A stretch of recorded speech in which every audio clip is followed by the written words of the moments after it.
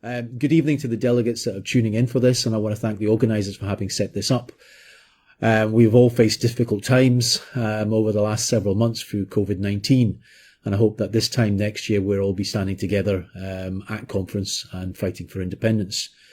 Now, in the recent months that have passed, with over 50,000 deaths, many questions have been asked of our politicians. And I don't think that any politician knows what the future holds for us. But anything must be better than the decades of austerity and the decades of misery that we are now being promised by a Tory government. And the Tories, of course, like to use the words once in a lifetime when we demand a referendum on independence. But they would do well to remember, when you look at our own history books, that the last time the Tory party won a popular vote in Scotland was 1955. That's 65 years ago. Which begs the question, why should people of Scotland fear the result of a general election every 5 years? We have a Prime Minister who wraps himself in the language of Margaret Thatcher. He wanted everybody to vote no to Europe. He said it was to save the United Kingdom. And he claimed he wanted to build a land of opportunity for all and to build an American-style economy. But you cannot build a land of opportunity for all on the ruins of 1 million more children in poverty. You cannot build a land of opportunity for all when you consider the mishandling of the pandemic. Over 50,000 people dead, the delays in lockdown, the scandals of billions and billions of pounds squandered by this administration, by the government in Westminster, handing out contracts like sweeties to their pals, to Tory MPs' relatives, squandering it on failing to deliver PPE, failing to deliver the track and trace, and the abandonment of the old and the sick in care homes. And the party, when you consider this party today, when you look at Boris Johnson, that has made us a laughing stock, not just in Europe, but right throughout the world. There's little England nationalism. It's a cheaper version of Donald Trump's style. And as voters, we should remember this, that when it comes to every general election, we will have no say in whether Westminster does away with the National Health Service post-Brexit, the Royal Mail, the welfare state, or even if we are to join in another legal war. You know, when you consider the fact that the Conservatives are talking about spending £22 billion on defence and actually creating rockets to fire into space from Scotland, we already have Trident in our own backyard. The reality today for millions of people is one of economic misery. So the question we should be asking is, why should people have their jobs destroyed? Why should people have their services wrecked? You know, to pay £22 billion on cyber warfare and rockets, a massive increase in defence spending. Make no mistake, this rotten and corrupt government will make us pay for it through closed hospitals, through slashed living standards, and a future of unemployment. Westminster to date has bred despair, it's bred contempt, and it's bred fear. And every general elections, the bookies always speculate. They always speculate on who's going to win the general election, but it's always clear for Scotland. We know who the losers will be. It's the poor, it's the pensioners, it's the sick, it's the unemployed, it's the asylum seekers. With devolution, the people of Scotland took their first step in over 300 years to determine their own destiny. But 20 years later, we still don't have a real choice.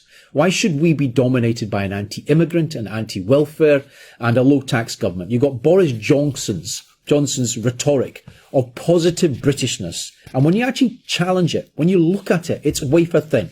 What lies beneath that surface, cracking open, is imperialist values, racism, and anti-immigrant hysteria. And post-COVID, we will face billions in austerity cuts. But there's absolutely nothing that the Scottish Parliament can do. It doesn't matter if Gordon Brown wants to bring in federalism now, or anybody else talks about a new revamped vow. The reality is the Scottish Parliament can do nothing because it does not have control over welfare.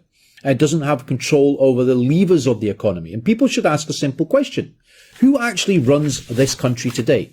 I don't have a crystal ball. Right? I'm not a politician, but I can tell you this, if we do not fight for independence, there is one guarantee. The welfare cuts will continue, the hounding of the poor will continue, the Tories think they haven't gone far enough. And when you consider the combined wealth of 151 billionaires in the United Kingdom, it went up from 480 billion in 2018 to 524 billion pounds in 2019. That was a 9.2% rise from 480 billion to 524 billion. And most of those billionaires pay hardly a cent, a penny of taxation in this country. And as the rich get obscenely richer under a Tory government, workers face the biggest fall in living standards since the reign of Queen Victoria.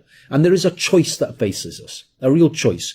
Why should we be resigned to our economy being under the control of a handful? Why should a handful be able to threaten the future of entire nations from the back of their £100 million yachts?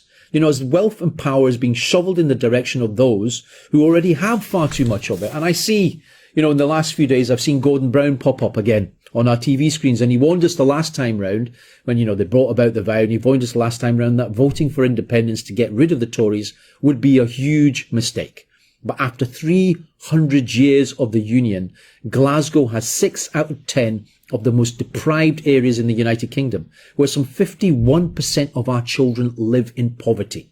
Life expectancy for males in parts of Scotland is the worst in Western Europe, and at 14 years behind that of England's 79.5. How exactly did that come to pass? And it's always fashionable, of course, to blame the Tories for all our woes, but when every time you see that man turn up on our TV screens, ask the question about Gordon Brown's record. After all, as a joint architect of New Labour, he was the Chancellor of Exchequer from 1997 to 2007. And he was then the Prime Minister until 2010. And during a decade of annual CBI dinners, that Chancellor boasted he had done away with boom and bust economics forever. And he even claimed that he'd stabilised the world economy. And he signed blank cheques for wars in Iraq and Afghanistan. He was also messianic in his pursuit of privatisation. So the Gordon Brown of today claims a vote for independence would put at risk 100 years of Labour achievements. But as Chancellor, he actually argued it was necessary to break from 100 years of Labour history to turn the United Kingdom into a paradise for the business, big business, and for the rich. He out-Thatchered Thatcher. He turned London into a playground for the super rich, leaving us at the mercy of bankers. And Gordon Brown's reappearance does Scotland a real favour by reminding of us a number of things, that Labour and the Conservatives are married to each other for better or for worse. And Gordon Brown can recycle all the Labour slogans he wants, but in the partnership with Tony Blair, he actually drove through New Labour's inhumane economic policy. He bred ignorance, despair and fear, which gave Scotland Tory rule once again. And I'll say this, if we fight for independence, there is one cast iron guarantee I can give you. The people who live in Scotland will finally make the decisions that affect Scotland. Westminster will no longer have the right to dictate what we should think, what we create, what we produce.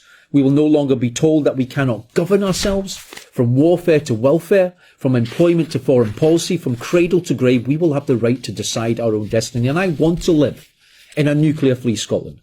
I want a Scotland that stands as a beacon for human rights around the world. When you talk about Black Lives Matter, we have a lot of work still to be done within Scotland. We're looking at the public inquiry into Sheikh Ubayo's death. 5 years the family struggle for justice. 5 years they fought to get answers. This isn't just simply a case of looking over at the United States or thinking that these issues occur in London, but actually in Scotland, on our streets, people are still fighting racism, and we have not reached that standard of justice that we think as a nation that we should have. And I want to live in a Scotland that actually rails against the Guantanamos, rails against the illegal wars, with a justice system that is worthy of a civilized society. There is nothing more that I care about in this world than my children.